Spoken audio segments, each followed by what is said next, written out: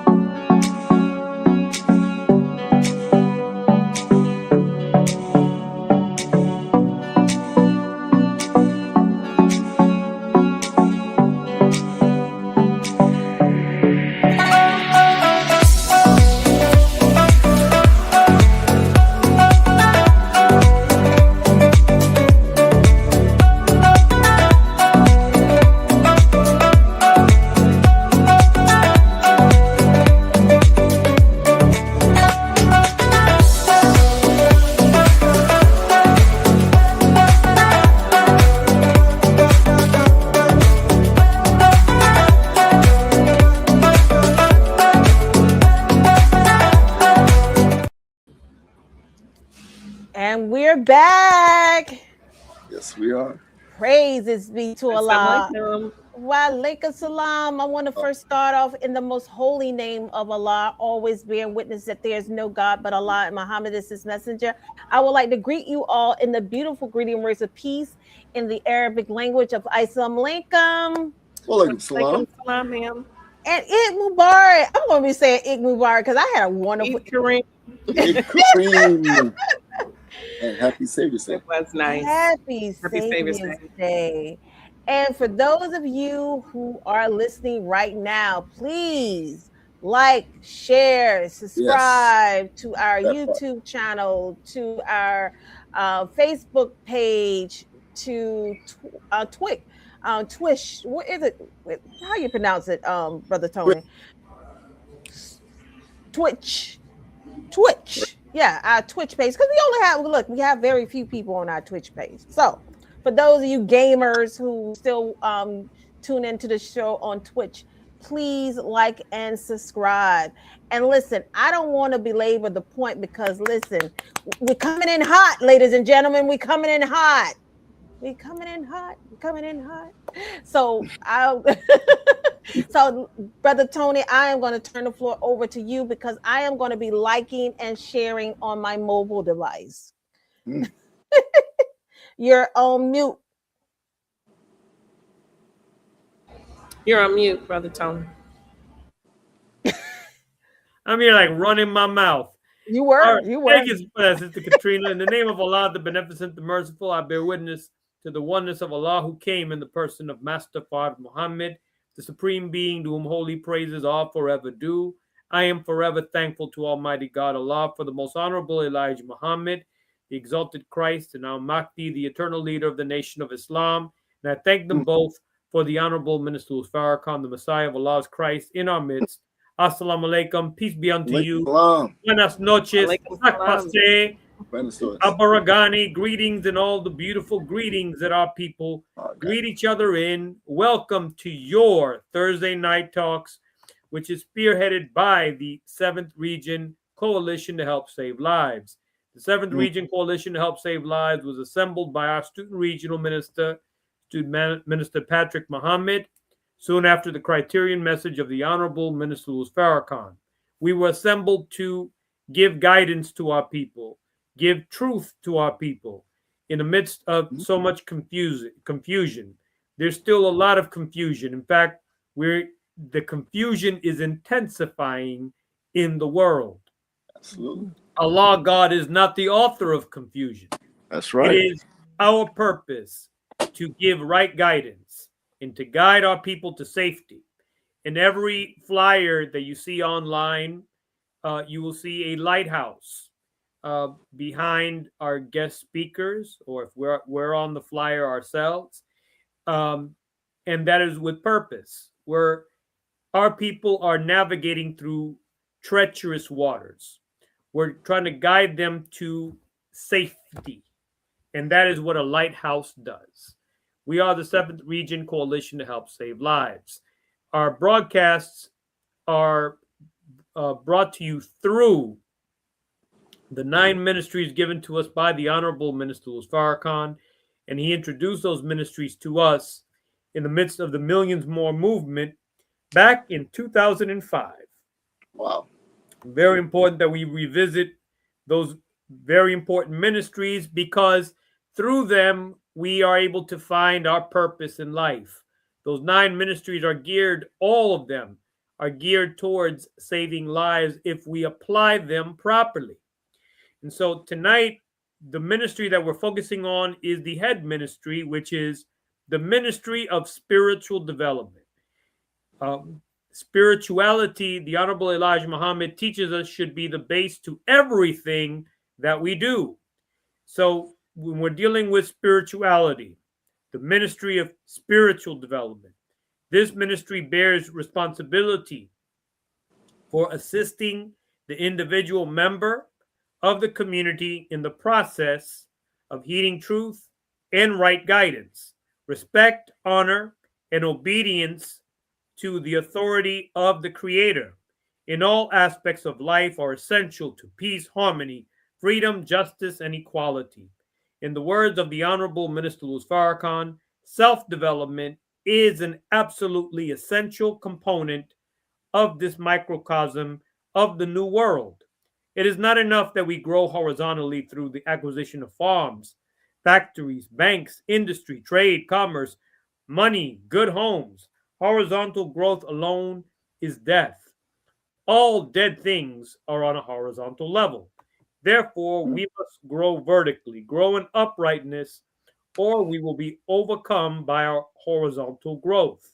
The foundation of this ministry are study and training units designed on the guidance of Allah God to produce self-examination, self-analysis, self-correction, and to quicken in each and every one of us the self-accusing spirit. For it is only when we are awakened morally that we have to face the self-accusing spirit that leads to our resurrection. One more thing I'm going to say, beloved family, is that spirituality should be the base to all of our relationships. We have God at the center of all of our relationships so that we can become highly successful in our marriages, highly successful in every relationship, friendship that we establish. That is how we are able to develop the true unity that we need as a community. We're going to go, inshallah, God willing, more into that as our program proceeds. Brother Mark, I pass it over to you so you can introduce the return of our beloved brother who's doing a part 2 on this special program on relationships. Why ask why, the importance of asking hard questions in courtship.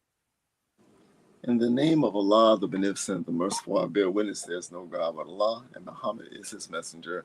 I greet you with the green words of peace in the Arabic language of Assalamu alaikum. Wa alaikum salam, sir. Wa alaikum salam, sir. Wow. I have the distinct honor and pleasure of reintroducing our dear brother. Student Minister Willie Muhammad is a native of New Orleans.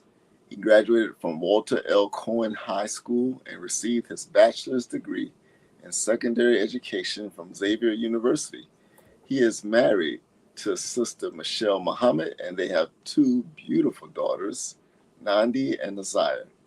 Brother Willie Muhammad has served as the student minister of Muhammad Mosque number 46 for nearly 20 years. He is a tireless and innovative champion to the cause of projecting positivity in his community. Brother Willie Muhammad is a gifted playwright. He received the August Wilson Reward, and his works, such as A Forced Family Tradition, A Black Tragedy, and Color Me Dead, have been performed.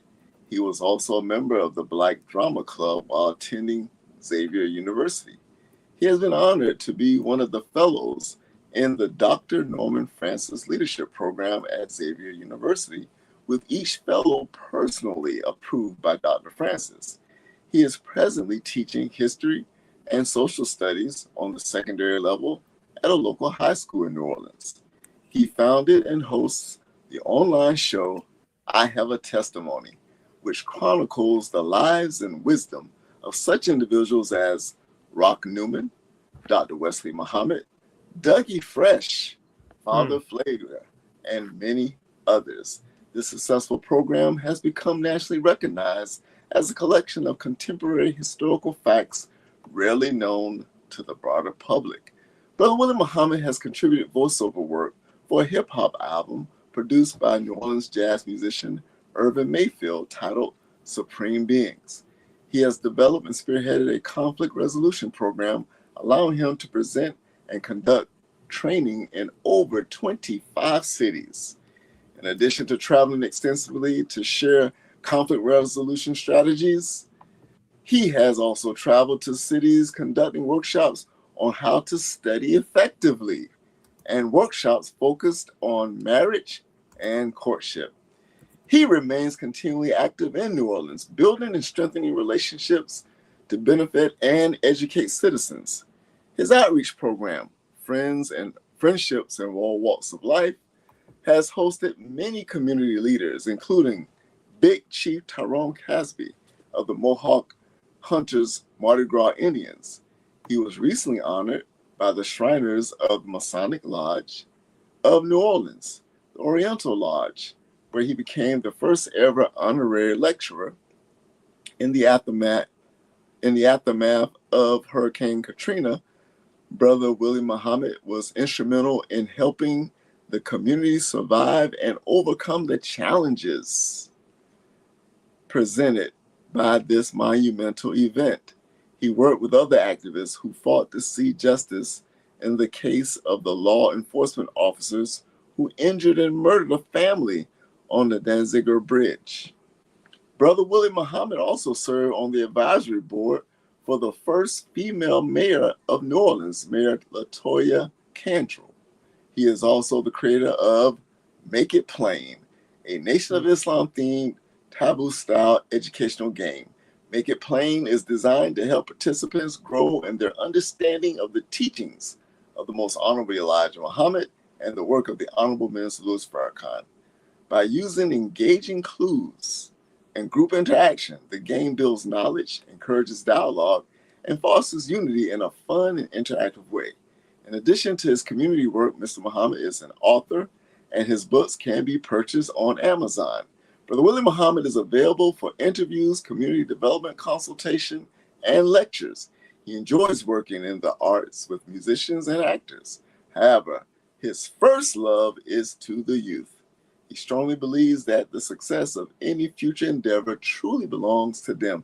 Man, let's get our dear brother back on this program right now. Brother Willie Muhammad, our dear brother. All praise is due to Allah. Praise is due to Assalamualaikum. Welcome back, sir. It is indeed an honor. Listen, we had to get another seat for you, brother Minister Willie, because the seat was you burnt the seat out. Yeah. All praise is due to Allah. So we had to get take the donation money and get you a whole new seat, brother. The collection plate. Your little collection, took off the hat and everything. So, but we got more questions to ask you, and again, they're going to be just as more stimulating as the others. And based off of your background, I mean, it seems like you've been around this world 25,000 times. So what better person to ask these questions because you have multiple books, one being about courtship. So my question to you to start off this, podcast or this talking point is in courtship. How important is to ask what their method of disciplining their children, if they have children that's going to actually be combined in a union that we hope to be married after the beautiful courtship takes place and engagement starts. What Yeah, is what is that? What that's would that look like? that's very important because we know that some marriages of blended families, they end over disagreements on how to discipline or correct the children. So we have to have that because oftentimes we do discipline with children the way we were disciplined for the most part, Right. right? So if somebody is they came up in a household where they were used to getting spankings, then normally that's what they're going to probably do. Somebody came up in a household where they would normally communicate, that's what they will probably do. So it's very important because also this child that you're trying to discipline is also the biological child of somebody else. Right. Yes. So we have to have these discussions and talk about how we're going to approach that and be honest, because you don't want to get married and then this situation comes up and it begins to be a source of contention to a process that's already inherently difficult when I'm talking about marriage. So Right. that's one of the things that needs to be talked about. And remember the last time we were on here, we were talking about talking with exes. That's a conversation that also needs to be talked about with the parent of that child who's not the spouse. Yes.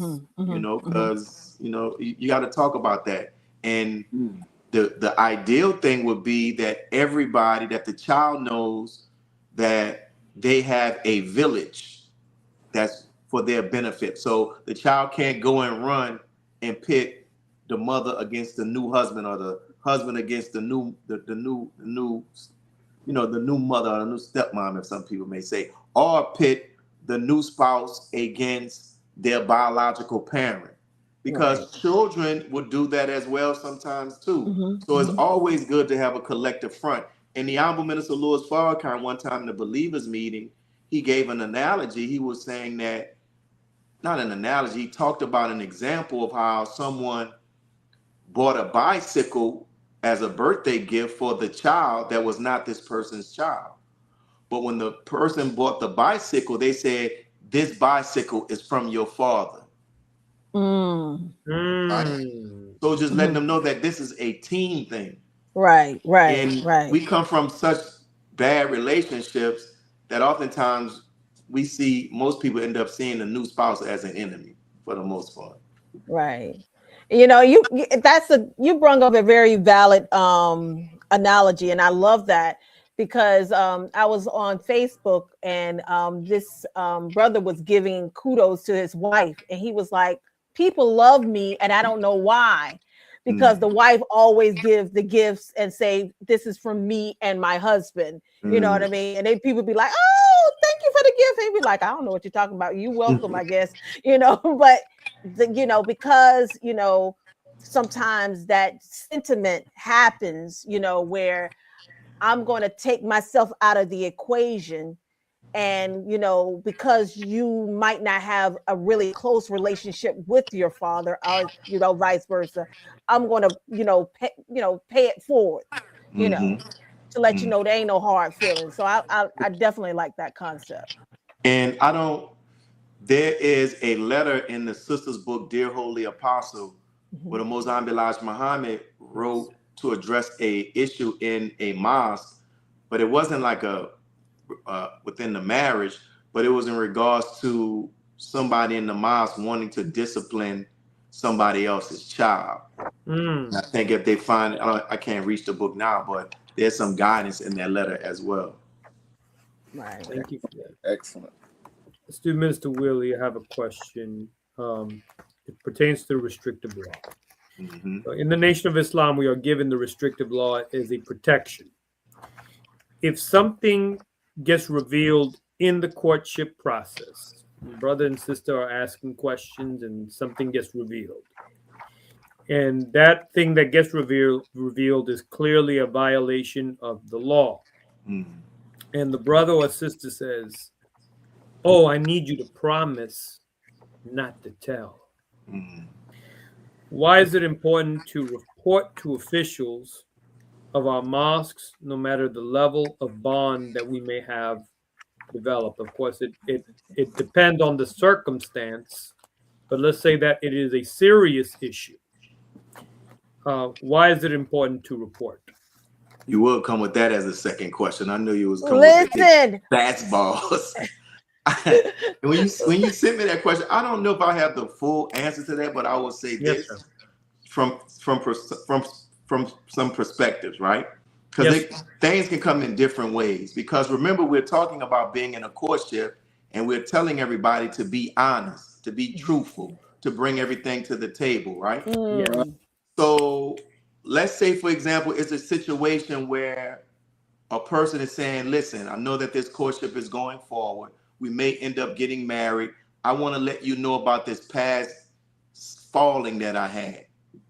So that if we are married and this comes up, you would know about it. Now, imagine someone being willing to confess that and share that with somebody, and then they come back around. The next thing they know, they're being called into the captain's office on a charge. So it's a very delicate thing, and that would be something interesting to hear, like what captains talk about. But there are some things, like if somebody, I don't want to start putting stuff in categories like this is okay or that is okay. Right. You know what I'm saying? But that's a very delicate thing, and I think that as a person, when you're having these, as you're courting, you got to ask yourself that what if you do hear something about what somebody did in the past? Because if somebody is talking about this is something that I just did, that violates the courtship in itself. Right. You see what I'm saying? Right. So that's a very challenging one in regards to it, because we all taught to report all, Slack talk, and et cetera, and stuff like that. But how do you handle that in the realm of a courtship when you're asking people to be truthful about stuff? And see, I when because normally when we go through these questions, I again had that same kind of scenario, because I talked, I brung up our dear brother Minister Rasul, may Allah be pleased with him. Yeah, you are absolutely correct. We do supposed to report all slight talk, all slackness and wrongdoing. He said, but when can we take off that and become brothers first, our sisters first, and say, you know what, brother, I did see what you did, or I did, you did report it to me because it may be a cry for help.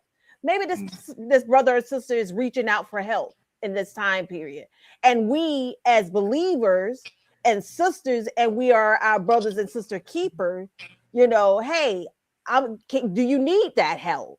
Yeah, maybe they need that help, and maybe we can guide them to that help, and then we can actually report it then and say, oh, by the way, the brother and sister did get help. But just to say, oh, I'm gonna report you, this is wrong, this is wrong, this is wrong. I mean, when are we gonna take off that that report and become brothers and sisters? So again, it really all depends on the situation, especially when you have people, sisters and brothers, who haven't been in a courtship in 7-8 years and probably been out there. You know what I mean? Don't supposed to be. If I may, Sister Kalila, yes, just like in these kind of circumstances, situation it may be a situation where the brother or sister could ask, well, is this still taking place? Are you okay with it? Those are very important questions to ask. Sure. When there are violations that have been and may be still taking place. And that's the thing. If something, I don't know what somebody can bring up to someone, but if it is still taking place, now that's going to violate even the courtship. Right. Exactly. You know what I'm saying? So then that's something else. But it's interesting, you know, like a verse in the Holy Quran when Allah says, "Be careful about questions that you ask, that if you heard the answer, you couldn't handle." Ooh. So we got, but you know, we're stressing about ask the questions, ask the questions, and if you knew that, how comfortable would you be with sharing stuff with someone that if you knew that what you shared could end up having you facing a case about something? I'm just asking. I'm not saying that I'm not saying that my response to this is correct or whatever. I'm just giving perspectives, right? Maybe somebody else can come and you can ask Brother Ishmael or someone. But I remember a high-ranking official talked about one time how they were in the home of someone, and this person asked the person, "Hey, can I get something to drink?" And the person said, "Yeah, man, go right to the refrigerator." And when they went to the refrigerator, they opened up and they had like alcohol in the refrigerator. And this person was single, stayed by themselves. But when the person came back and said, "Hey, brother, why do you have this beverage in your freezer that has been clearly somebody has been drinking? You know, we went through the thing, you know, this is not our way, et cetera, et cetera." He said when that brother started telling him all the stuff that he was going through, he was like, "Man, pour me a cup." He jokingly. Right. But he didn't ask him to pour a cup. But the point that he was saying is that he showed grace. He didn't tell the brother, "Well, because you keep going through this, you can still keep drinking." Like, no, brother, that behavior you need to stop. Right. He was being a brother. But in the meantime, let's stop that behavior. And in the meantime, let's begin to start getting you the help that you need that can begin to start helping you not to seek refuge in the bottle when you could seek refuge in Allah. So you have to understand, I have to see like what was the specific circumstance, because if somebody is doing something that's a violation, then the person who's caught, that's going to be the end of the courtship. It may. Yes, sir. Yes, sir. Question for you, Brother Minister. If the minister started another ministry, I know we have the 9 ministries, but if he decided to start another ministry called the Ministry of Family or something like that, or maybe it's not called ministry, maybe it's a committee. I don't know. But if he decided to establish something like that per each mosque and study group, what would you recommend as activities for the ministry that would be helpful for couples and singles? And the example I would give is in New York, I was told by a sister who now lives in Chicago, they have an actual singles committee where they have activities every month for the singles, and it's approved by the student minister and I guess the laborers. And it's a very active committee just for the singles. And then I heard of another city kind of doing something similar. But Chicago is now my 5th city, and I've gone different, between different regions also. And one thing that's consistent, and please excuse the noise in the background. I'm on location. I couldn't make it to a hospital or home. I had come directly from work. But one thing that's consistent is things are done differently depending on the leadership of where you happen to preside, and how passionate that student minister is and or the laborers are towards the cause of family and those that are single, like if they take it on as a mission. So with that said, in the examples I gave, what sort of things could be done, should be done? And do you have other examples of what you've been doing, you and the laborers at Muhammad Mosque number 46 or elsewhere? Did we lose him? We just lost. Looks like my we question just was lost too him. long. I apologize. You're gonna have to repeat that question. Was a very good question, and I'm sure he got the gist of interested in the answer. Because it's look, each city is doing its own thing, right? But it's all in the and like I said, with us being a small, here we go. Okay. Okay. And some cities may be doing things monthly. Here we go. Some might be doing things weekly. Everybody is different in terms of the pace, right? So thank you for returning back. I set my phone on Do Not Disturb. I don't know how that call got through. I don't know what they're doing. No. But in regards to that, I think we kind of talked about this last week. And I think if we look at the 9 ministries, what you talked about, I'm quite sure we can find one that falls under. And the one I think dealing with health and human services that can actually fall under. Yes. I think what is needed is we need someone who will be willing to accept the responsibility, not to make our communities safe and decent places to live, to accept this responsibility to set up single events, right? We need somebody in each, we need the single believers in each mosque or study group to say, I'm willing to take up that responsibility. Then on the other side, we need to have mosque leadership, mosque and study group leadership that needs to understand that is needed. And we have actual words from the Honorable Minister Louis Farrakhan that he says that we need to begin to create more environments where single believers could interact, right? So in our mosque here, we've started that from time to time, but like in regards to having people that get on it and they work it, like get on it and work it. Like, listen, just tell us what you're going to do, keep us informed, and let's begin to start doing it. And I bring back up this scripture about Noah and bringing all of the animals on the ark, from the teachings of the Most High Elijah Muhammad. We don't believe that he was bringing animals, a man bringing animals on the ark. Right. But to me, that story is symbolic that everybody that was going to be chosen to build this new world, who were brought a part of this ark, they had a mission. They had a purpose. God called them for that. So for those believers who are sitting here watching this broadcast or who may catch it on rerun, if you are passionate about seeing stuff being done for singles, why not take on the responsibility and begin to start? There's no mystery gone until somebody does it. It's not going to happen. And you can't expect a minister to do it with all the responsibilities that student ministers have. You can't expect captains to do it, secretaries to do it, lieutenants to do it. No, go do that. Right. Because it's needed. The help. Excellent. Thank you. Excellent, my dear brother. I can't hear y'all. Can you hear me now? I can't. Let me see. Testing 1, 2, 3. Yes, we can hear you, brother. But can't student minister? Student minister. Yeah, sometimes we experience this problem. I'm gonna log off and log back on, y'all. Yes, okay. Sir. Yes, sir. Yes, sir. No, sometimes we have that issue. Listen, the block is hot. That's why. Listen, the waves are high. It's like this. I'm going to refresh. We're like this. So with that being okay, and we lost Brother Mark.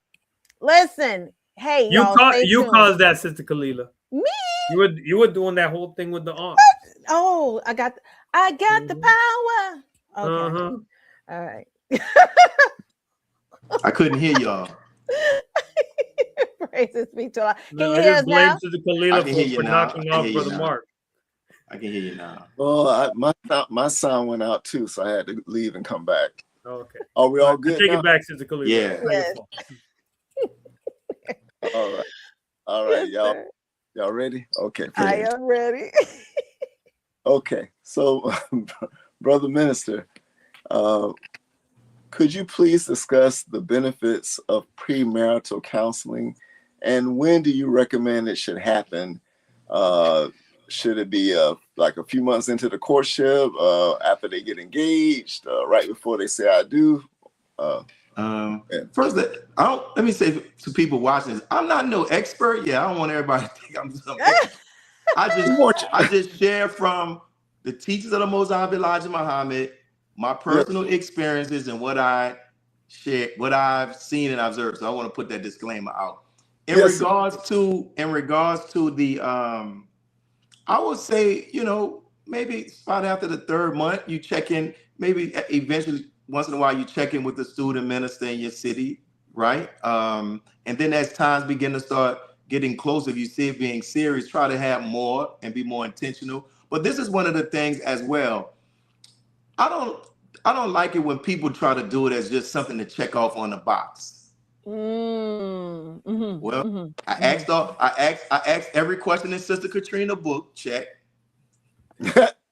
I got 60 hours of auditing, check. Check. Now we got to get 5 sessions of counseling with the student minister. Check, check, check, check. And they're going through the stuff, but not actually going into the actual process of it. Because when I'm able to do the counseling stuff, I give assignments. You know, like go read this, go watch this, let's come back, right? And I let them know that you could get all of the counseling that you want. All of this is going to help. It should be able to help that when you say I do, you need to begin to start falling back on this stuff when those challenging times come. One of the things that I have experienced and what I've noticed is that people want the chaperones doing courtship. They want everybody's insight. They want a lot of people's insight doing courtship. They want to do the counseling doing courtship. But then when the marriage comes, you don't see that reaching out to married couples like you saw when they wanted a chaperone. Wow. You don't see when things going bad, like, yo, why didn't you all come to me? Why do you all come to me now or come to your student minister, whoever, when the marriage is on life support? And you want your student minister, you want whoever you go to, you want them to be Jesus and resurrect the marriage.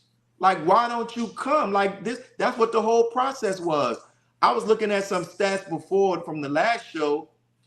When they look at it, they say that in these communities where they do prearranged marriages, one of the byproducts of the prearranged marriage is that you have a family support system. And they say that marriages that have a family support system tend to last, they tend to have a greater degrees of success. But sometimes we fall into this, I don't want everybody in my business. They don't need to know that. Everybody doesn't need to know that. But you should have some couples that you should be able to go to. And what I've experienced and what I've observed is that when we go through things, we take our problems, when we go into a corner and we think that nobody else has ever went through this, and something that could have been handled begins to be something that feels like it's too heavy to carry, and it ends up crushing our marriages. Wow. Thank you, sir. Wow. Yeah, it's a beautiful thing because, you know, the minister always says to us, why go outside of our nation? And we have people here, you know, orchestrating, but not only orchestrating, getting the life-giving teachings from the Honorable Elijah Muhammad and the Honorable Minister Louis Farrakhan and the actual book that doesn't have any doubt in it, which is the Holy Quran, you know, but we want to get scholarship, you know, people who have, you know, letters behind their name. No shade to people that has letters, because I do have as well. But why not? You met me in this fold. Why not get, you know, the right guidance within the fold? So, you know, with that being said, why is it important to ask about their faith in Islam? Do you believe in Master Farad Muhammad? Do you believe that Master Farad Muhammad is God? How consistent are you in, you know, attending mosques, paying various charities, and etc.? Why is that important? And let me say something to what you said about in regards to getting counseling. There are believers now who have they're marriage counselors. So get the help that you need or you feel that's going to be able to, you know, help give us the tools that we need to be able to survive. And sometimes one of the reasons why counseling sometimes doesn't work is that because sometimes people don't come there being true and being really honest about what's going on.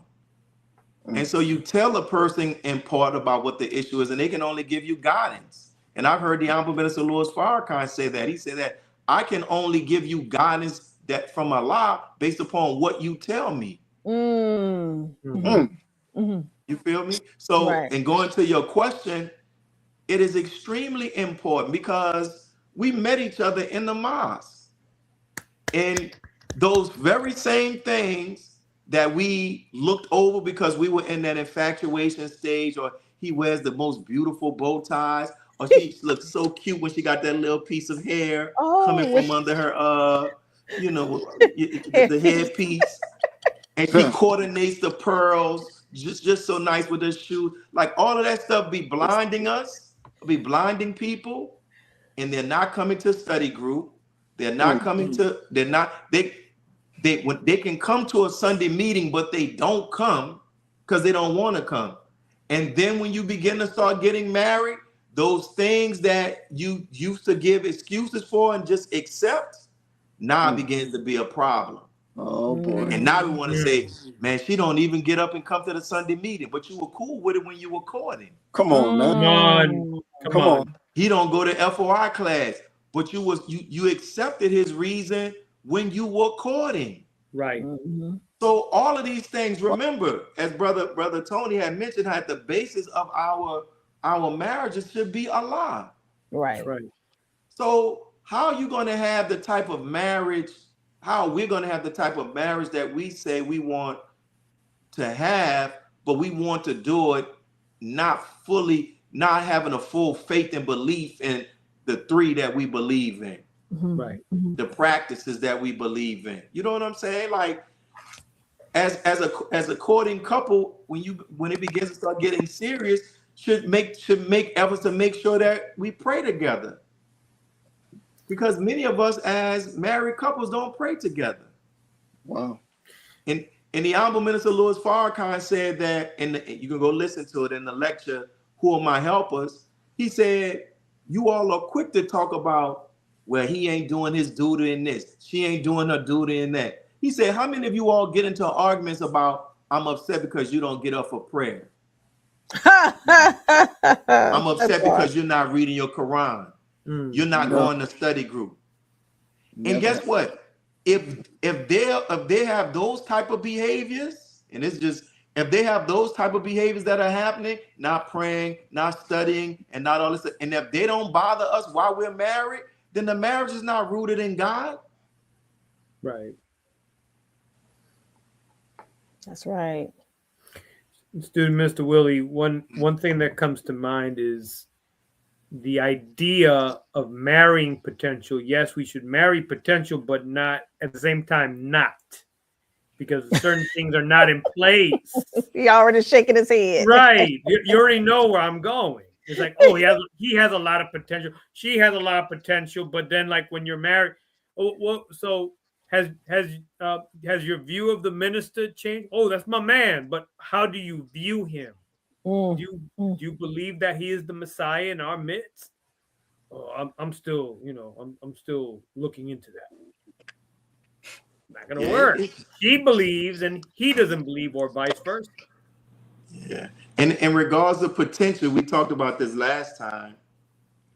Most of us are plus. We 30 and over. If the potential ain't manifest at this moment, we are looking at who we looking at. Ooh, that's a fact. If it ain't manifesting this time, when is it gonna manifest? 50? When is gonna manifest? Come on, man. See is what you get. And so what we have to be honest about, like I was sharing with a brother today, we were talking. I said, man, I no longer get excited about seeing new couples say that they married. The real thing is, can we pursue some longevity? Right.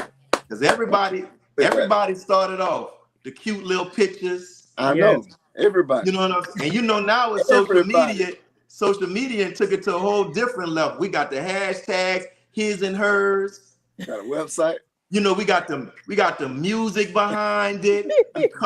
We color coordinate. We got the courtship stands, the pictures, and it looks so nice. But because we could be excited, but how long will it last? That's it. And see, that's probably that. When you think about the Most High Elijah Muhammad, one of the writings that they have that they were talking about with marriage, he was saying you don't need to have all these big weddings. Get a small little place, let the minister do his stuff, and go home. That's what he said. Because he understood that you can have all of that, and the marriage don't even last a year. Right. That's right. Like you see the celebrities. When I watch on YouTube, on TikTok, when I was on TikTok, I would watch people do these. They would choreograph these elaborate dances between the husband and the wife. And I said, and that's not even including what they did to take care of the flowers and all of this stuff, the food. A lot of planning went into that. And when I Right. look at that, I ask myself, how much planning went into, how much time did they spend in taking Come on. courses that can help them communicate? Come on. Come on. How much Mm, time did they spend learning how to resolve conflict? Come on, mm, man. How much time did they take? How much practice and choreography did they take in learning each other's love language? Come on, mm. man. And oftentimes we don't do that type of work. People do all of the glitz and glitter, but that's not what keeps a marriage together. That's right. One day. So in regards to that, it's like, yo, marriage is work, and it's something that Better believe it. it's something that you got to constantly keep working on. Every day. Constantly. Constantly. Every year you're gonna have a problem. I love that. Marriage is work. So with that in mind, what advice would you give to couples considering a long distance courtship and potentially marriages when someone has to move? How can they make that transition go smoothly? I was in that situation and it was not smooth. So I definitely think that in and of itself is like a whole thing, that we can encourage and say we have a big nation and look all around, right? But when it comes to logistically, someone moving their job or moving their business, selling their home, just that whole thing in terms of moving across state lines. That's a whole nother kind of move than I'm moving within the state just up the Yeah. street. It's a whole, your entire, you could have family that's where you are, where you're leaving them to go to where this spouse is. And then that's a whole thing in terms of when will you be returning to see your family, especially if you have older parents. Mhm. So just what is your advice regarding long distance courtships and the making it work in the marriage in terms of some things you can do in the beginning to make that process smooth? And I'll go on to you because of this noise. I would say one, Brother Mark, I know y'all gonna, I always recommend that you all ask those type of questions to people who have courted long distance. I haven't, right? I will say one, that no matter how much people may dislike it, long distance courtships are real. Yes. And my other thing is, I know Sister Katrina, and I don't know Brother Tony, I think you were involved in a long distance courtship, right? Multiple. So Yeah. I think you all would be more in a better position than me to tell what advice would you give people. Yeah, I was in a long distance Well, there you go, courtship. and you too. There we go. Let me Yeah. hear what y'all gotta say. Well, I know with me and Sean, because not only we were in a long distance courtship, but the way his work ethic was, he was from state to state to state to state. So we actually made a schedule. And by making that schedule, we looked at, okay, I work from 9 to 5, you work you work 7 days a week. What is feasible for us to have these conversations? I still had a daughter, who I was taking care of at the time, taking that time out for her. So I always, took time to say, okay, well, we're going to carve out this time to have these discussions, and then schedule times where we can actually say, okay, well, can you get in contact with someone in your city? Because I would like to, come to your city, or vice versa. You know what I mean? So therefore, you have an idea of, if you are going to be uprooting yourself, what does that look like on that end? Because at first, our courtship started with my husband saying that, hey, you finna move to Houston. And I was like, okay. But come to find out, he ended up moving to Florida, which was a little more convenient because, again, I had a little more foundation already established here versus him, because his job just required him to just be from one state to another state to another state. So for me to say, okay, well, we're going to move to Houston, and then there was nothing established in Houston, then you have to look at the logistics and the reality of that.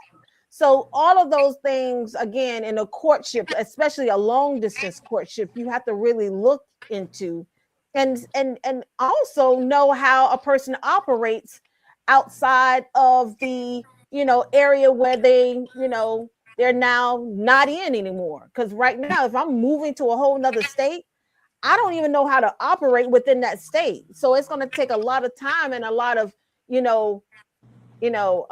traveling to establish some type of warmth within that state or within that city that you will be actually residing in. So it goes a lot into it, but I think it's more talking, more communication in a long distance courtship versus your actual local courtships. And I would definitely suggest. Can I jump in? I just would definitely suggest that a welcome package is put together for your significant other. I'm talking about primary care, dentist, whatever other doctors. If it's a female, hair salons for them to choose from, an entire listing of Black-owned businesses, things like that. Because when you're moving to from the cleaners on down, right? When you're moving to a new city, you don't know where these things are. I mean, it's completely new. Like, where do you even grocery shop, right? So should be some consideration if someone's moving to your city that you put something together for them. But quite honestly, I am not a fan of long distance courtships or marriages, maybe because of what I went through.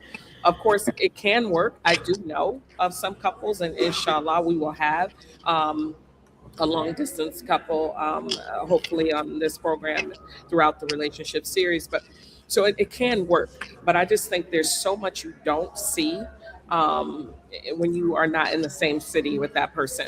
And so you're really, really relying on them being truthful and honest. And then you getting the most that you can out of those visits.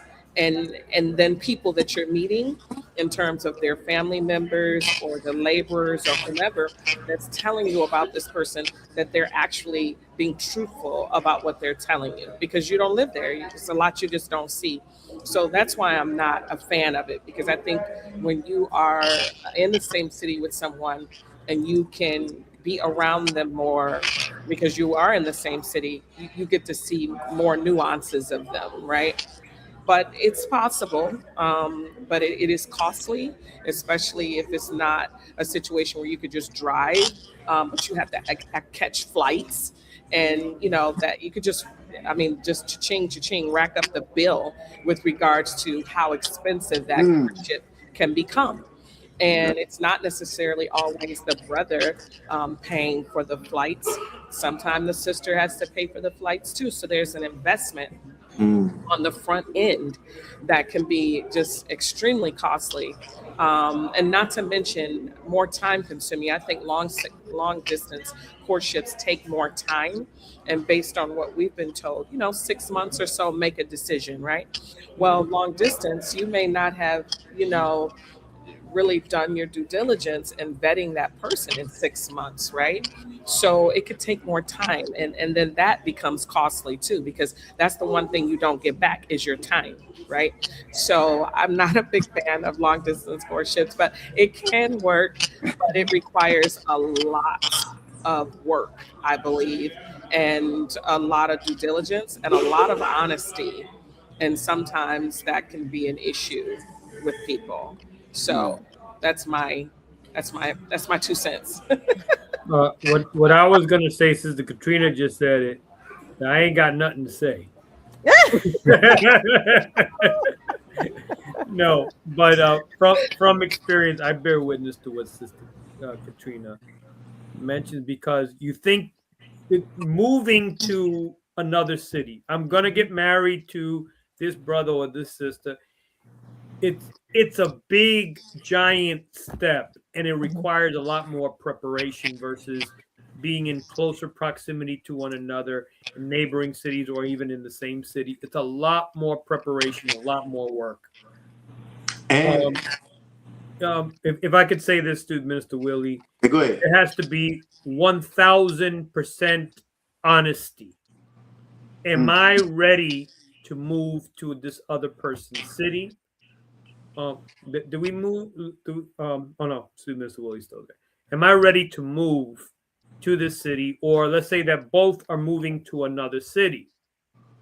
Am I prepared? Am I really 1000% honest that I am ready to go over there? That's true.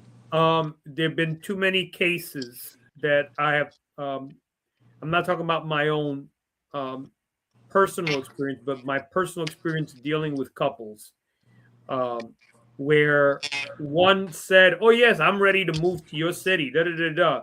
But then the brother or sister that moved to the city, then and they're already married. Oh no, I'm not happy here. Oh no, I don't like it the way I don't like this over here. I want to go move back to my city. I want to go move back to my state. I want to move back to where I came from. Are you coming? Hold up, sister. Hold up, brother. This is not what we agreed on. And so there have been too many cases that fall into those type of categories. Yeah. And the thing in regards to like, how can you say I'm going to marry somebody when you haven't even been to their city yet? So imagine if a sister married a brother, a sister from Chicago married a brother in one of these small cities. You're coming from a mosque to a study group, or coming from a study group to a mosque. You're coming from a place where you knew every believer's name. That too. The minister knew your name. Right. And then you go to a place, this big larger mosque, where you pretty not intentionally, but you like a number. You don't know everybody. Right. And think about how long it has taken to cultivate the relationships that we have in the mosque, in the city that we have. All of these things have to be factored in. And like, I never thought about a care package until I did the interview with Sister Katrina, and she brought that up. Like, some people don't even think about that. Yeah, you know where the cleaners is. Like, you know where the places you want to go grab something quick to eat. You know but this person doesn't. And then you're taking this person, they're coming away from their environment where they could just go jump in a car and drive 10 minutes and see their mother. Right. They could just jump, you know what I'm saying? So now to go and see mom or dad or whoever, a brother or sister, it's a 5-hour trip. And these are the things that we often don't think about. And then when we bring somebody in, what Brother Tony said, now they're, you will go through a period of being homesick. Right. And now they begin to start confusing the feeling of homesick with, I don't know if I made the right decision for this marriage. Exactly. But I've seen people end up marrying people like, yo, have you ever been to his city? No. Like, how you say I do? You haven't. Do you know where he lives? Have you seen where he lives? Right. No. Did you see how he lives? How he lives. Or whatever, how she, you know what I'm saying? And these are those things. And that's why, like, I was just talking to a brother and we were talking about how in the lessons when they talk about right down to the modern times. Times are changing. And I wonder sometimes that if as a nation could we benefit from a re-examination of some aspects of courtship and see if that practice now fits this time. And see, we're not changing the religion. We're talking about practices. Because evidently something is not working rightly because of what we're seeing taking place. And we can't just because that's the easy thing to do, just say it's happening because you're not following the process. Or because you don't believe, or y'all doing that maybe because y'all had sex.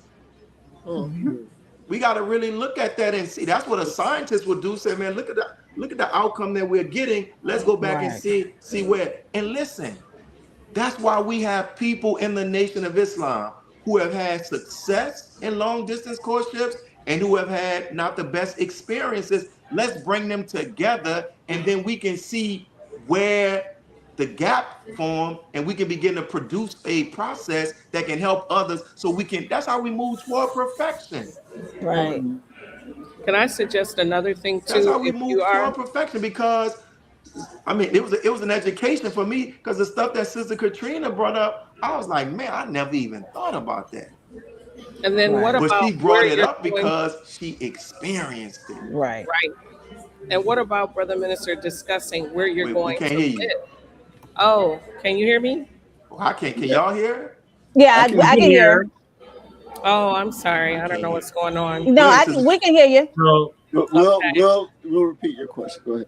I just wanted to discuss like where the person is living. Like you need to discuss that because, for instance, if the sister is moving to where the brother is, and where he lived or lives is where he used to live with a wife he had before, and he still has the same home.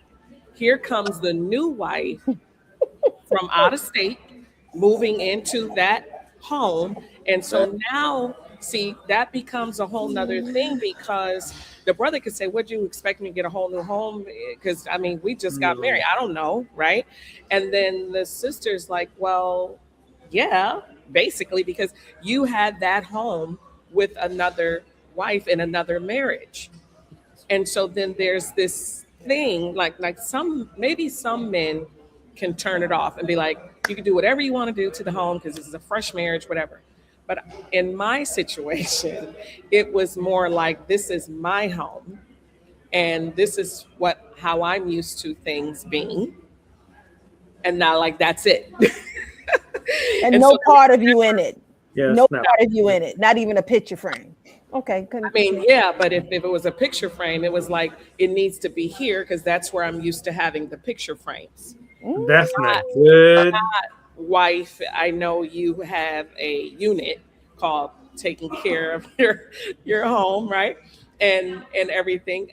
Let's utilize your unit and let you do that for us. No, no, no. It was this is my home. This is how I'm used to having things. And like that's it. And so you definitely need to have that conversation if you're moving into your spouse's home with regards to the two of you coming together to make that home a new home for the both of you, or either move out of there into a new home. But I would that whole suggest thing needs that. to be discussed because when you're moving, Right. then it feels like Yes. just let me keep my things in a suitcase because I'm a guest in this person's home until we eventually get another home. I don't know. But you definitely need to have that conversation to make sure it's a home for the two of you, even though you're moving into that person's home that they may have had with another spouse. So that's another whole dichotomy of long distance and moving that sometimes doesn't get discussed. And Brother Student Minister Willie, I really hope you heard all of that. I apologize if you did not. Thank you. So, Miss Willie, did you hear what she said? You're, He's muted. You're on mute. You're on mute, Brother Minister. You can hear it. You're on oh mute. yeah, he said he can. Yeah, You he can said hear he it. can hear it. We give a thumbs up. And also to add to that, Sister Katrina, I mean that's a very valid point because a lot of times, you can have a very intimate conversation or a very platonic conversation, but when it comes down to people things, it gets a little technical because now you're in my things. Okay, we can have a conversation and we can talk about all of this stuff that you want to talk about. Now we're dealing with, okay, I don't want you to be in this space because this space is I put this here and this is my bookshelf and this is how I have my bookshelf organized and and so forth. And a lot of times too, when you have those type of situations where a man or woman, I'm just being honest with you, because some women do not want to even move the lamp because this is where the lamp should be. It shouldn't be Right. no other way. You tend to now really understand something that's not really something that was talked about. Like, how do you feel about change? Yes. Because a lot of people don't talk about change. They just talk about, surface change. But how do you feel about like actually uprooting yourself? What does that look like for you? And Because making it seemed like room that for picture, that picture of little baby Jesus been up on your wall since your mama been there. And and just making you know what I'm room for that saying? other person, right? Right, Making right, room for them, right? As right. opposed to And this that's this one of the, department I don't know space, why I and you can't, get we're one gonna work it drawer. out. But that's a personal perspective that I have. That's why I believe that these questions about long distance courtships, the challenges and the successes, should not take place absent of people.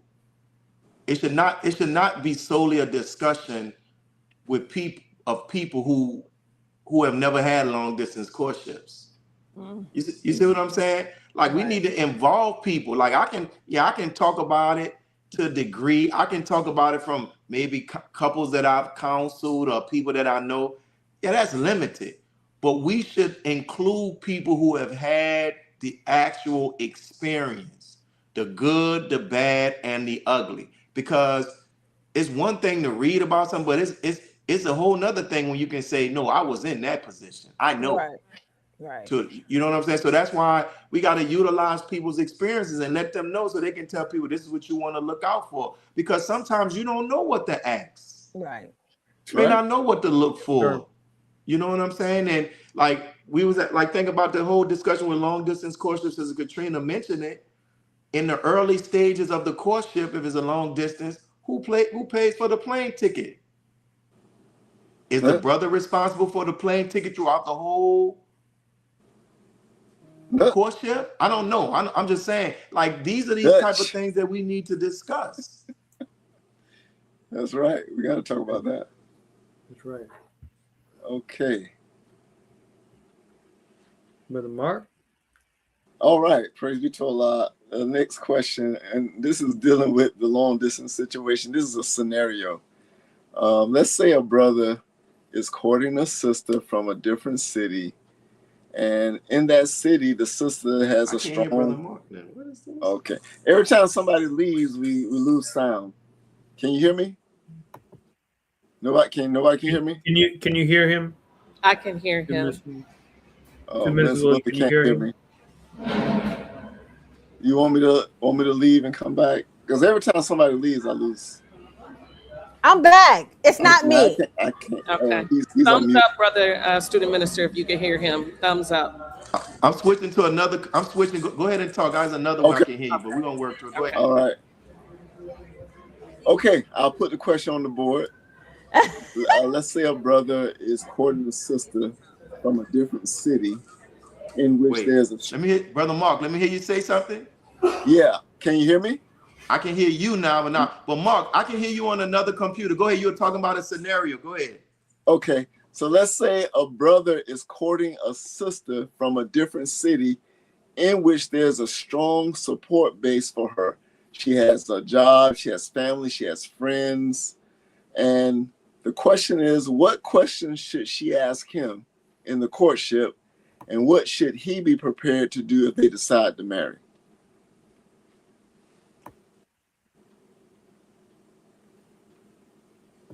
So, did you get that? Did anybody get that? I did. I got I it. heard you. Yeah. Okay. So she's in a place where she has a strong support system. Right. And what questions should she ask him? I would think, and in addition to asking him, she need to be assessing what's the level of his support system. That is You know, important. does he have a strong support system? You know, in regards with that, I try to put myself, if I was courting someone, if I was like that and you going to another city, one of the biggest things I would tell people, take your time. Because the Honorable Minister Louis Farrakhan said, he hinted at it in the courtship manual. He said 6 months to a year. And on another thing, he said, take as much time as you need. Wow. So you got to take your time. Like, and I wonder sometimes if you have to look at it in a real objective way, who has the best situation at this moment? That is true. You know what I'm saying? Like, if there's a Thank you for sister, saying that. this is not gospel, this is my perspective. I want to say that. I don't want people to say they leave it here and they've taken this quote. He said, do this. This is a perspective. If there's a sister who has an established job, right? And then if a brother, you working just as a sales representative at a U-Haul, you can do that in our city. That's right. Right. You know what I'm saying? Like, we got to factor in all of those things. That's why it will be good, as I know you all are going to do. I know the audience will like this, that you're going to have some courting couples on here, ain't that long distance, and you're going to ask them all the tough questions, right? And a brother asked me to suggest this to you all too. Can you all get some couples that have been married for like 30, 40 years? Right. To come on. Yep. That's our next one. Yes, sir. We look, we're turning over. Yeah, we're shaking it out. I'm gonna go. Yeah, we're listening. We're going at this head on, Brother Minister, because the thing is, these are things that a lot of people have questions that they don't know how to get these answers, which is a very good thing. And then also too, when you brought up support system for both, because I know in my situation, there was, when my husband came to my city, his thing was his life was engulfed around me. And I was like, you don't got no friends? Like nowhere? You don't got like no friends? Where's the FOI? I need you to find you a support system. And I think, with my husband, it became very difficult for him because he was traveling and all of a sudden his job required him to stay in the house. So he became like this house person, and I'm like, won't you get out somewhere, go out and, mingle and, but it was like, I only want to mingle with you. And I was like, oh, well, I have my own friends, so we can mingle, but we're going to, I'm going to have to mingle. That part is so important. It's very important. Where you live, there's a whole culture, right? And there's a culture also within our faith. So when you pick up and leave all your friends, the brothers and sisters you was close to, the people you would just, break fast with, all of whoever you knew, now you're in this new city. You're trying to develop new friends, new relationships. And, I'm just going to say it. Sometimes we're not the friendliest, when someone new is coming from another environment, people are looking like, right. Okay, who is this? And what he or she gonna stir up? Right. We are creatures of habit, and we're most comfortable with people that we know. They're like, man, I don't know nobody over here. They don't seem like they want to talk to me. No, I want to go. I want to leave. But in some cases, there are people not wanting to talk to you, and it's not in your mind. I mean, it's for real in terms of they don't know you. You know what I'm saying? And some places are friendlier. And another thing, I saw somebody mention in the comments, another factor is children. Yes. That part. Yes. That's another factor because they have to move. And now, we've seen stuff on television. One time for Brother James. Yes, absolutely. New schools, new extracurricular, after school activities. Right. All of that for them. That could be very traumatic. Yeah. Because of having to pick up and leave. You're absolutely. I mean, because you have children that are athletes. You have children that take their academics very seriously. They're on this scholarship program in their city, and then now all of a sudden you want to move me to a whole other city and with a whole other concept. You gotta start all over. Right. What about their friends or their favorite teachers that invested time in them? Brother Student Minister Tony is a teacher. I mean, he loves and cares about his students. I used to be a teacher. Brother Student Minister Willie is a teacher. We have connections and bonds with our students, and the students have that with their teachers. So imagine a child totally uprooted from that and moved to a whole new city, don't know the school, don't know the teachers, don't have any friends. I mean, that's a big thing. You know, that's a really, really big ask. And so if that happens, I think whoever is doing that to make a marriage work, that person who's in the host city where that person's moving to, they need to be laying out the purple carpet every single day, because you have no idea how big of a sacrifice that is until you do it. Because it's no joke. Like, And it's no joke. and then you have the other aspect of, even with the person that is bringing somebody to their city, for some of them this is a new experience for them too. You see what I'm saying? So that's why we need to get those people who've had, like I said, the good, the bad, and the ugly. And we can, like the same way some Sister Katrina came up with a book. This is, maybe that might be part 2, things to ask during long distance courtships, and Right. things to consider. Because a lot can, like, in nature, a lot doesn't waste anything. Right. Well, what about the experiences of the believers? Some of us could have, why would somebody be allowed to go through that experience and we don't learn from that to perfect our nation, to perfect our practice? Wow. Right. That's right. Those are Very real well good. said. But in order to do that, like we have to be, we gotta be like as a minister, a student minister, I can't think that I know it all. Like I don't know it all. And I ain't been in those no long distance courtship. So let me get people who have been in a long distance Right. courtship, That's right. and I'm gonna let them talk. That's And the leadership. stuff that I know about, I'm gonna talk about, but these are the experts in this. That's why I'm quick to say, when they bring up long distance courtship, when that's gonna be the complete topic, man, talk to these people who I know who've had long distance courtships. We can learn from each other. Very well said. We do have a question from the audience. Let me pull it up. We're getting more comments here. We have a question from Sister Aisha.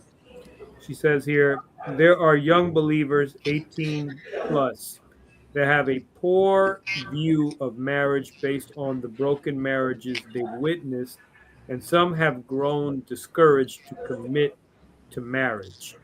How do we change this dynamic? Good question. Good question. Very good question. Excellent. Very Yeah, good. that's a good question. I remember one time I was working at this GED program, and I asked the children, like you do this, it's like 4 corners, right? You ask them a question and they go stand in a corner that reflects. And I asked them something about marriage. Would they decide to get married? And all of them stood on the part that said no. Then I asked them, was their decision not to get married, was it because of the negative examples of marriage that they have seen? All of them went to go and stand on that side. And I think that what we have to do is have an honest discussion and say, admit that, listen, you have seen negative marriages that were not the best, but also begin to introduce them to people that we can point to that have had healthy marriages, because they are out there as well. Look at the Honorable Minister Lord's Farrakhan and Mother Khadijah. Oh, yes. Right? So the thing is, what we tell them, they can't allow the bad examples of a marriage to make them become anti-marriage. Yesterday, I was speaking with some young people, and the subject came up about the church. And, you know, people say all this negative stuff about the church. And I said that we got to understand that far too often we take the bad example and we make that the standard. Come on. So we got to let people know that's not what you're seeing on television. That ain't the standard of marriage. Right. This is the standard, right? And even sometimes, like, people may say, well, dad, well, mom, y'all got a divorce, and I saw these things. Yes, you did, because guess what? Your dad and your mom, I'm learning this thing as well.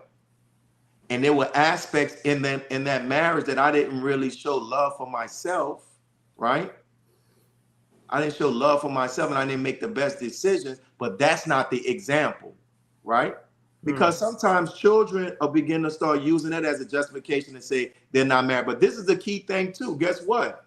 They don't have the stats on this. There are more failed relationships than more failed marriages. That's right. But people don't stop jumping in these relationships. You don't hear people saying, I don't want to do these relationships. Right. Some of them want the relationship so bad that they'll go start a relationship with the same sex. Right. So under that idea of becoming like anti-marriage is Satan. Satan wants us to be anti-marriage, but we can't let that bad example. So listen, you say that example that was some bad examples of marriage. Go find out and study what they did wrong, and then you don't do it. And also, too, Brother Minister, good things are not televised. Ooh. It's always the bad things. Somebody just broke up. Todd and Candy, they are going through a divorce. Gossip. Their divorce was so highlighted to what happened to all the other years that they were married. Can we talk about that? Can we talk about the beautiful children that came into this marriage? Can we talk about what they have established as a married couple while they were married? We don't want to talk about that, but we want to talk about the court papers and try to pull those up because they are public records. You understand what I'm saying? So good is never televised. It's always the bad. So when our children see the bad, that's the only thing that they're fixated in. It becomes drama. It becomes reality TV and reality life that that's what feeds the hunger for wanting more and more and more. And unfortunately, the more and more and more is negative behavior. And give you some real life examples. One of the sisters from this Atlanta Housewives or whatever just got a divorce. Candy, whatever, right? Candy, right. Candy. And they were talking about that all on Breakfast Club this morning. There you go. But on the other side, Sierra married a man who accepted her and her children and raised them children like they are his. Right. And yet some people say he's a simp. Right. That's it. So, like we can't. If we can't follow this world. We got to set our eyes on what God says the standard is, and that's what we're looking for. But if we're on social media, the algorithms are set to push the negative before, because as the Honorable Minister Louis Farrakhan said, we have been made like pigs. Yes. Where we've been made that all we want is the swine. Even if somebody comes up, we see on television, if somebody comes up and like, every time you see them on the show, they always talking about their marriage. Somebody sitting back and saying, "Yeah, but I know something. It ain't all the way real." Yeah, right. I know they got something. You see what I'm saying? Like we've been conditioned to look for the negative, but the God that we in the Nation of Islam serve, He said that He focuses on the best part. The best part. So, exactly. When we're on social media, when we see there's these Facebook groups that's called Beautiful Black Love and Beautiful Black Marriage. Right. Do we join them? Do we share their posts? Or do we share all of the madness? That's a good point, because here in the city where I live, which is Chicago, we have had some young people. When I say young, I'm talking about early 20s.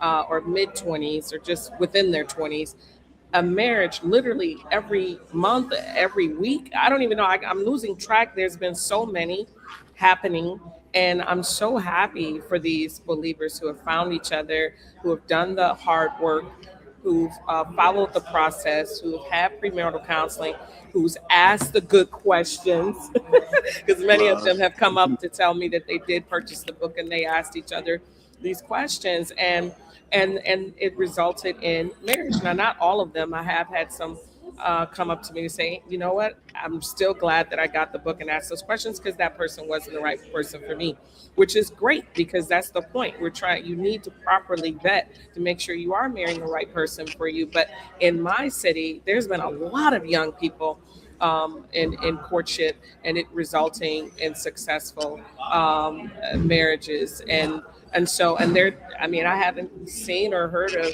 not one divorce from the time I moved here in 2019. And this has been ongoing since then. So I don't really know what this student minister Ishmael and his assistant student ministers are doing, or, you know, on the FOI side or MGT side in terms of how they're preparing these young people, but they are finding each other and they are coupling and they are courting and they are getting married. So I would just say to any young person watching our show today in this relationship series, when I say young person, I'm talking about early 20s, early 30s, don't give up. Like, do not give up on each other. But I've also met some sisters that have uh, been in courtship and married brothers who are not in our nation, but they're sympathizers. And guess what? Those brothers ended up joining the nation and getting their ex. So that is a possibility as well. And we should make sure we understand that, right? Because at the end of the day, it's marrying the right person for you. So there are young people getting married. It's unfortunate on social media they highlight the ones who are divorcing or not getting married, and that's all they see or hear. But people are getting married, especially in our faith. I cannot speak for the church or what have you, but just don't give up. That's all I wanted to say. You know, and brother minister, in that regard, you know, because I want to paint a more beautiful picture, because that's courtship is beautiful, even if it's something that you learn from in a, because I won't call it a negative way, but learning is something that can also save you from making a big mistake for your future. But courtship often, you know, courtship offers several benefits, you know, that contribute to successful relationships. Is it any testimonies, brother minister, that you could actually share with us in regards to the benefits of courtship, or what you have, you Great know, question. witnessed? I would say that I know more, I can point to more successful long distance courtships than those that have not been successful. Mm, That's beautiful. one thing. Um, yeah, and you know, I know people that are they do have, they are successful successful ones. As Sister Katrina talked about the examples that she's seeing. So they are out there, and that's one of the reasons why I would encourage you all to bring those people on, because those people have to testify more. Because what often happens is that, like you said, it's not advertised. Oftentimes, what make it to social media is when Mad Day comes. Mm. That's when we see the sister on social media talking about how he ain't keep it real with me. He ain't do this. He ain't do that. Lord. Y'all don't know that brother like y'all think y'all do. Or that's when the sister gets, that's when the brother gets on social media. But you know, sometimes some people kind of, the people that are having a real good time, they don't really talk about it. But we need people to have those examples, you know, to have those examples to say, listen, man, we this thing is working. It's not perfect, but we working at it. But this is one of the benefits of this show. But this is also why people need to, we got to go out and go, like I said, there are Instagram pages, TikTok pages, Facebook groups and pages that's dedicated to healthy marriages. Go find them. Absolutely. Right. And stop following the Shade Room and all those other sites. Wow. Mr. Willie, I do have a question. I'm gonna remix this one because you already addressed this to a certain degree, but the Most Honorable Elijah Muhammad discouraged long courtships. The standard that we are given by him is 3 to 6 months. Now, does the same thing apply today, or could we say that couples should not be so pressured to keep it between 3 to 6 months because of certain circumstances? You know, that's interesting that you say this. I was thinking about how to eat to live today. And I thought about how where the most, what we were told, the Most High Elijah Muhammad said that he answered the student enrollment and in the Supreme Wisdom questions when he was a baby in Islam. Right. He said that. So if he could go back and expand on those lessons, if he came back tomorrow and wrote How to Eat to Live, do you think it will be the same way it was decades ago? No. Circumstances today. So what about as it relates to courtship? You see what I'm saying? Right. We say right down to the modern times, and I don't have the exact words. Let me pull it up, because if somebody can pull it up, if you have access to that courtship manual, what the Honorable Minister Louis Farrakhan said, who sits in the seat of the Most High Elijah Muhammad. You see what I'm saying? Right. So, in the end, we gotta reevaluate this thing, right? Yes. Because some people are hearing that 3 months, and they're taking that 3 months, and they know they ain't investigate like they should. Right. And then when stuff don't work out, then they gonna say, "Man, I followed that." No, you ain't follow that. You put your spin to it. Let me find the minister's exact words. But y'all can keep talking until I find out. I wanted to say too, thank Allah, the Shura Executive Council did address this issue. Some cities that I've been in, they never even saw that courtship manual, because it's not the official courtship manual of the Nation of Islam. There's explained to me. Right. But still, nevertheless, the minister was interviewed by those that did do the courtship manual. I believe it was Brother Jabril, right? And it was Brother, Sister AT. So, I mean, there's some great information in there, because whenever the minister speaks, it is profound, right? And we're going to learn something. But the good news is that I know, and you all can bear witness to this if you remember, but Student Minister Ishmael, who was part of the Shura Executive Council, did talk about that they are going to put an official manual together, because there has never been an official manual. So inshallah, we'll see that one day, and I know that they're working on it. So that is a beautiful thing. But in the meantime, like Brother Student Minister Willie said, we have this. And we have his words that were written in there. So we should read it and benefit from it to the best of our ability. I know, just from this being the fifth city, literally, I've spoken to some people and they're like, "What manual? What are you talking about?" And there's some people who just knew nothing about it. And then there's some people that it was understood, you must read this if you want us to marry you in this month. It's different everywhere. So we definitely need a standard, right? And I do know the believers on the Shura Executive Council, our leadership, they are working on that. So all praises due to Allah. I just wanted to share that information. Can anybody pull up the courtship manual? I'm trying to pull it up. I have it pulled up. What do you need? There's a part in the Honorable Minister Louis Farrakhan's words when they asked him about the time, and he said something about that. Oh, okay. Yeah, I have it here. You want me to read it? Yeah. Do you have his exact words? It says, "How long should a brother be in the?" Oh no, that's not it. Yeah, that's not it. I have it here. What is it again? Look for the part where he talks about. How long should courtship last? 3 months, 6 months, 1 year, or? And then he answers. The minister answers, "I would not put a time limit on courtship. When we go to court, our aim is to find evidence that either convicts or frees the accused. Long trials are expensive. Long courtships are of no value. Courtship should be only as long as it takes the parties involved to find the necessary truths about each other that either say the courtship should be ended, or that the two should become engaged to be married." And that was courtship interview with Honorable Minister Louis Farrakhan, Phoenix, Arizona, June 30th, 2006. What page was that on? That's on page 26. And as Sister Katrina pointed out, we're not saying it's not the official, but those are the words of the Honorable Minister Louis Farrakhan. Right.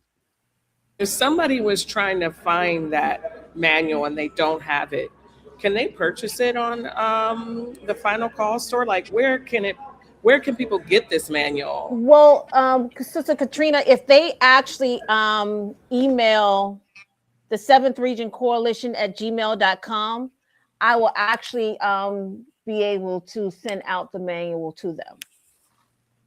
Right. That's excellent. Thank you. You're welcome. And the information is at the bottom of the screen.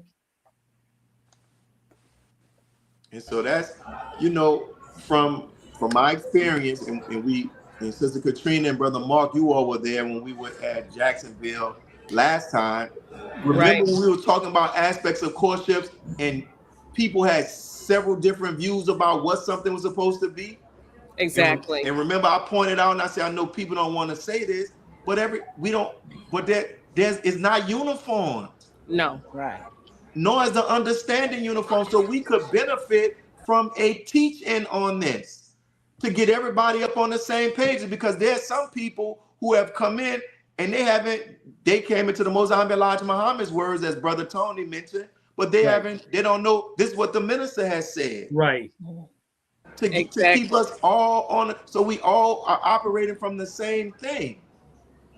Exactly. And like it should be, I think if I was able to make a suggestion that if somebody said that they wanted to court, there will be a certain number of lectures by the minister, certain titles of lectures by the Honorable Minister Louis Farrakhan that he has spoken on courtship and marriage, that if you courting, you got to watch this. This is the course. And probably before you even court. Before you court. Exactly. And guess what? Not only do you have to watch this, we just not going to let you go saying, yeah, I watched it, because that could be I had it on while I was washing dishes or whatever. No, after you finish, there's going to be a test you're going to have to take that we're going to evaluate and assess how much do you understand the key parts.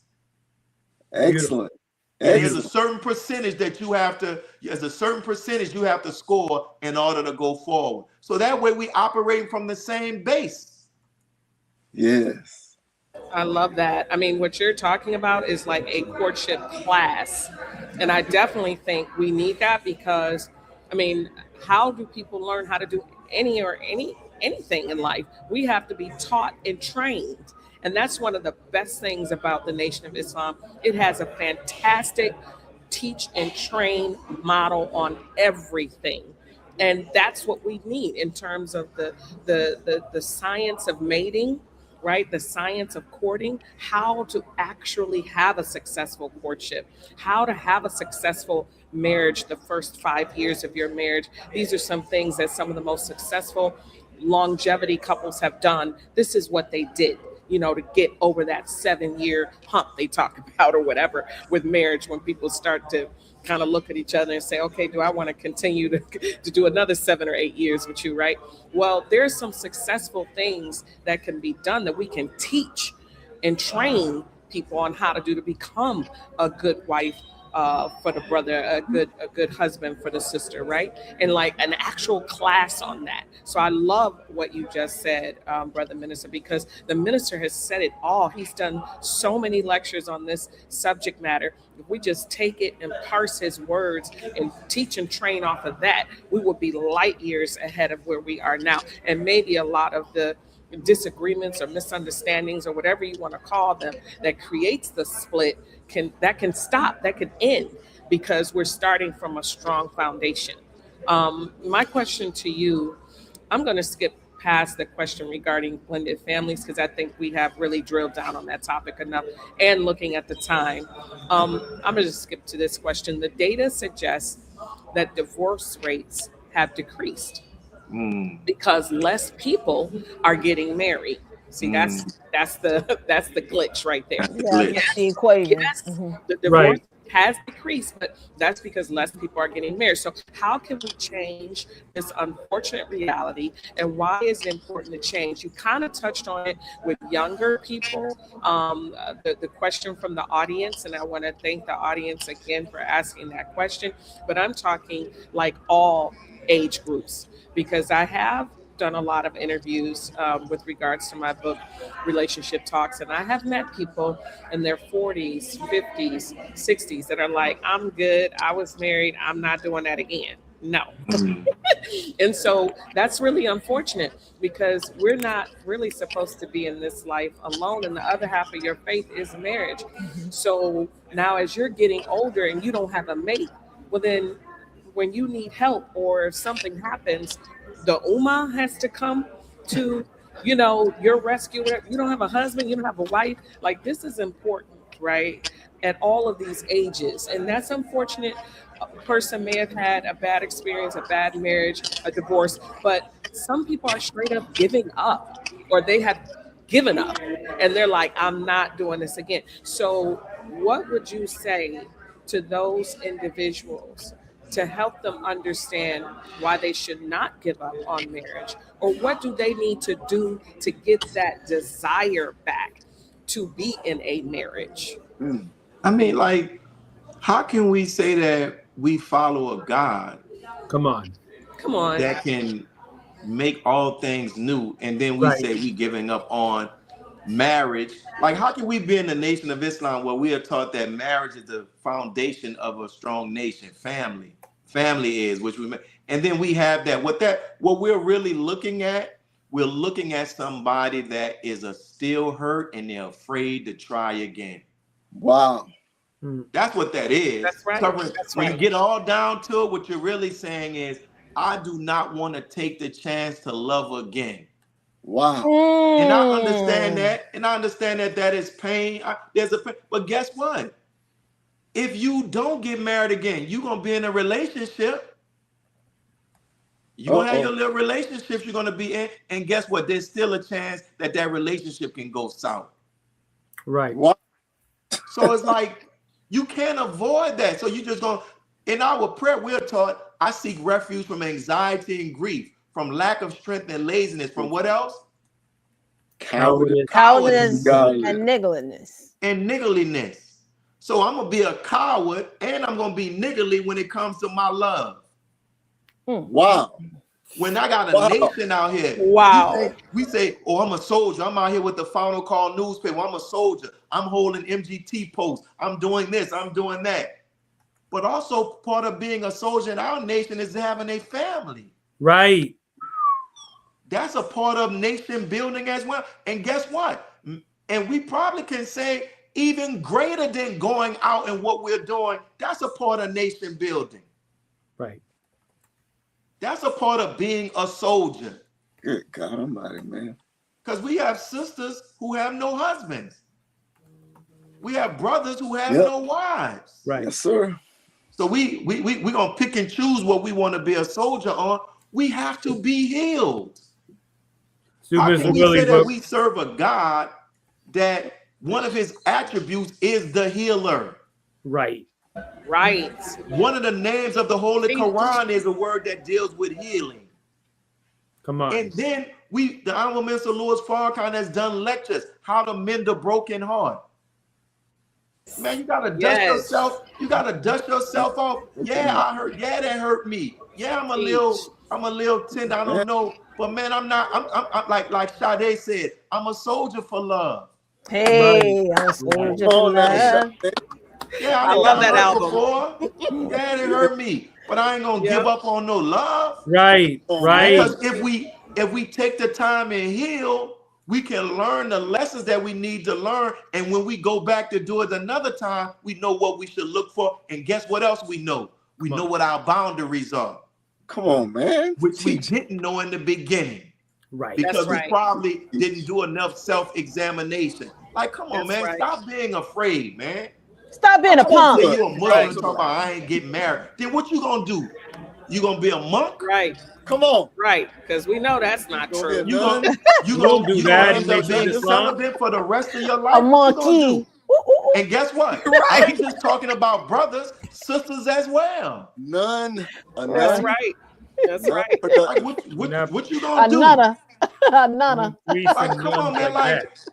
The Honorable Minister Louis Farrakhan brought with Dianetics. He's given us all the tools we need to heal. But see, that's why the scripture says, put on the armor of God. But what people don't understand, it don't say let somebody else put on the armor of God. No, you got to put the armor of God Gotta put it on. on.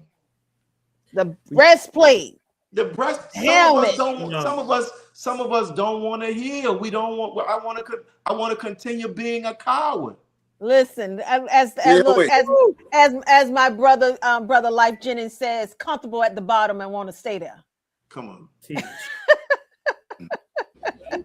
And also, there's another piece of that in terms of scientists have done some research and looked into the behavior of people who are living in solitude, right, by themselves. And there's a depression percentage and rate that goes up. There's lethargy, in terms of people just not being as active or as involved because they're alone. And so when you start looking at the activity rate of a person, not just their attendance, but their activity in our nation, period, the things they participate in.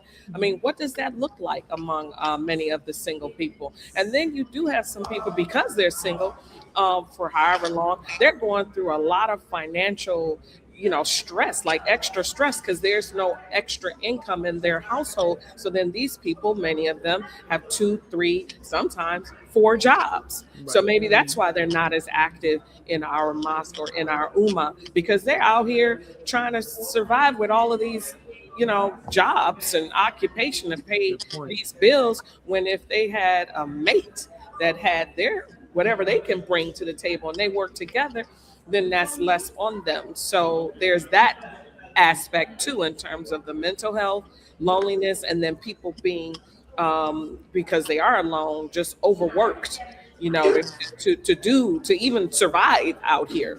And you think the stats show, right, that people live longer when they're healthily married.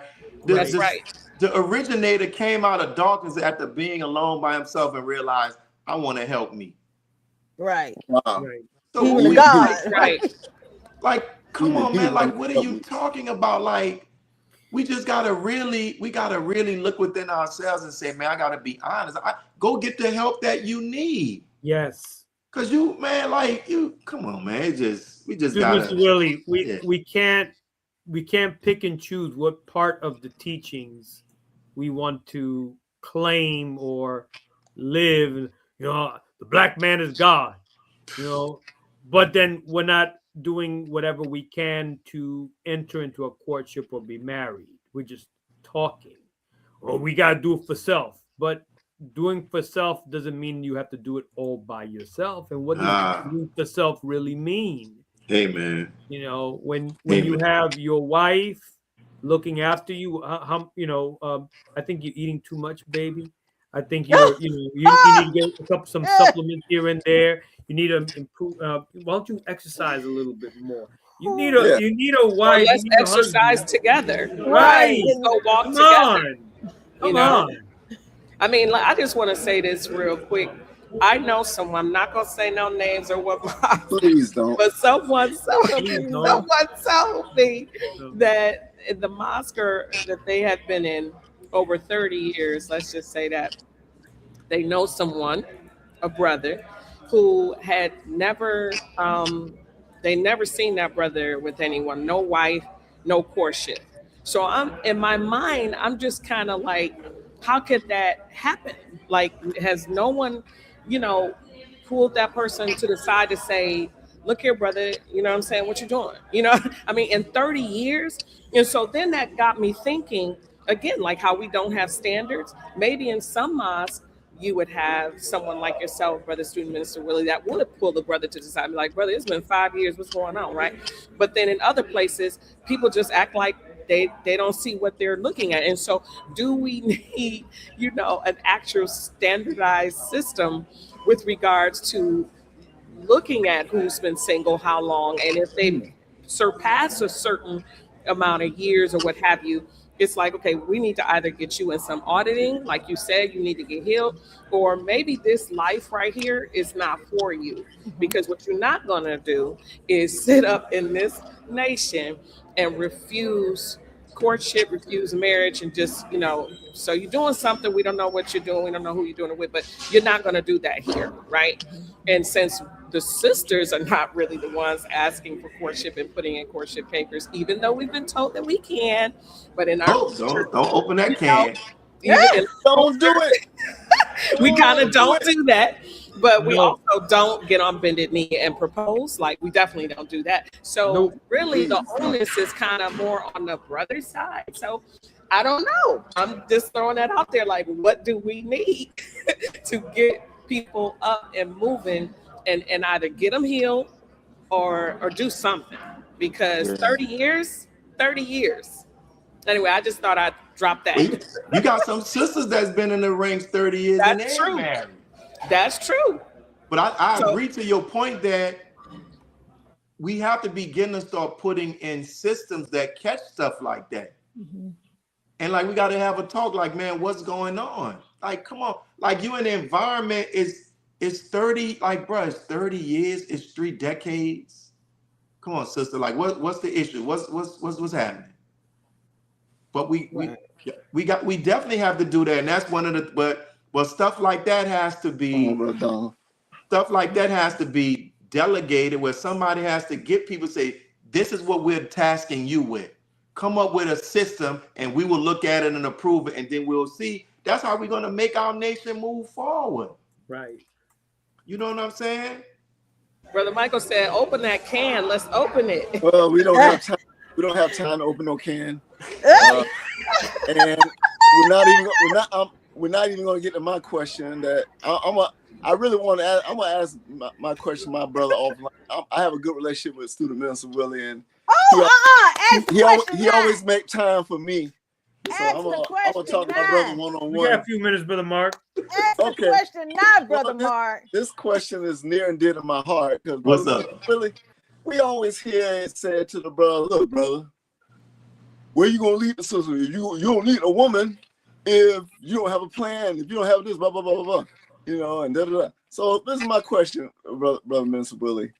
Please speak to us brothers on the importance and the methodology of self-analysis, goal setting, and marriage planning.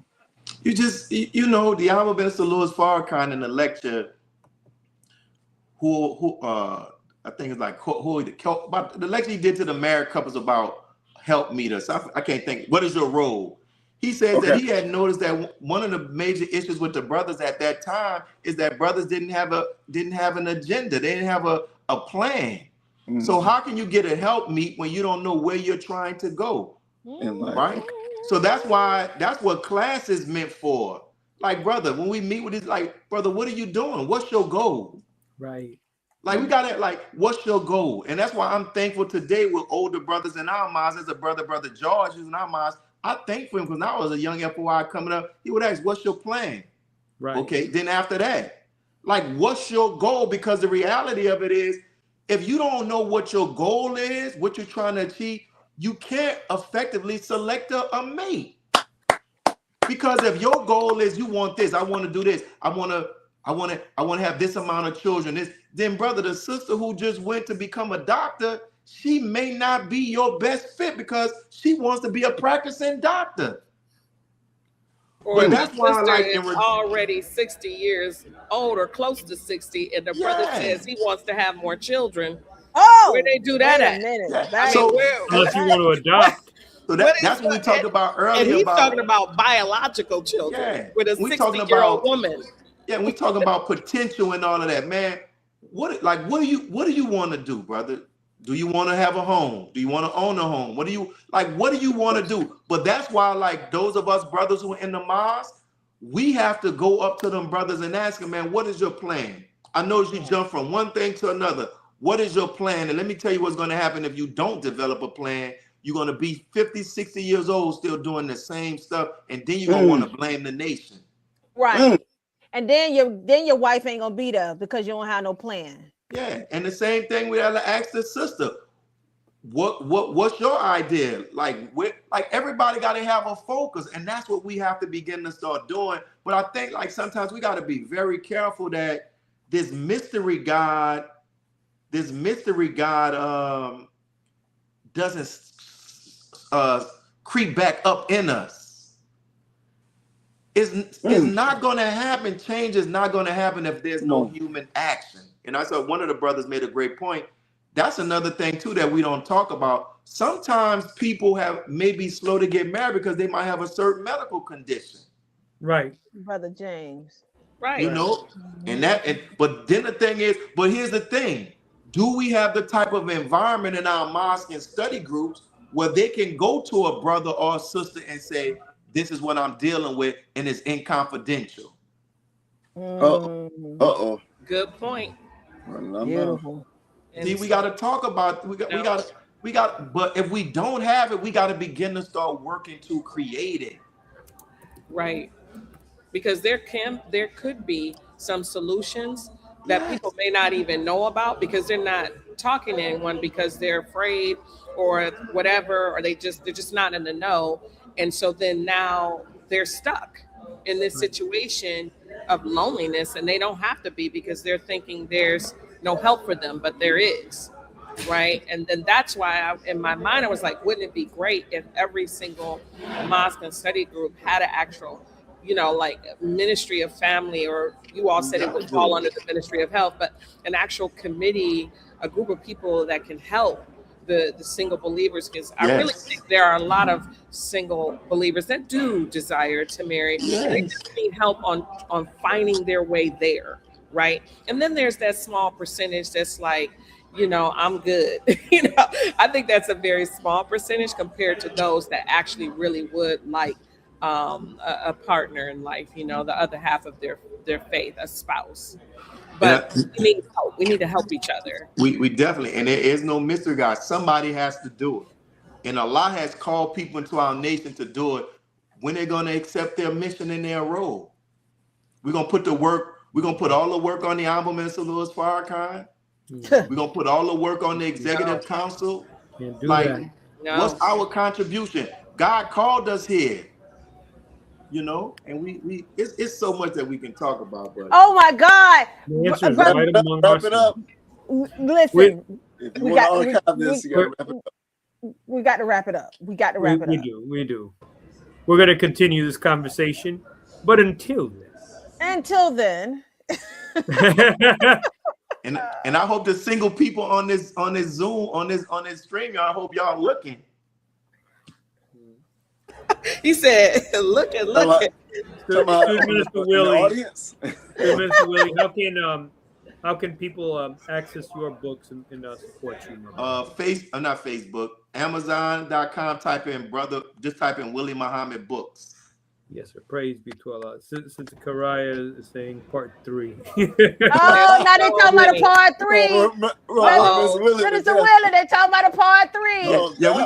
I'm willing to do it, but after y'all talk to those long distance couples, and after y'all talk to those couples that's been married for like over 2-3 decades, I'm always willing to come back. Okay, alhamdulillah. And with that being said, dear family, this is a labor of love, but of course there are costs associated with this. And if you have benefited greatly from this program or any of our other programs, beloved, we need your support. If you could make a donation today, if you have a Cash App, please make a contribution today to $7th Region Coalition 29, and we would be most grateful. All we're going to do is take those funds and put them to good use so that we could continue and further this program right here. May Allah continue to bless you all and your families. Thank you for whatever you're able to donate here tonight. Praises be to Allah. Again, this is the relationship series. Stay tuned. Next Thursday, we are coming next Thursday, we're coming to a podcast near you. So stay tuned to our next guest. May God continue to bless you all as I leave you, as I came in the greeting words of peace in the Arabic language. Assalamu alaikum.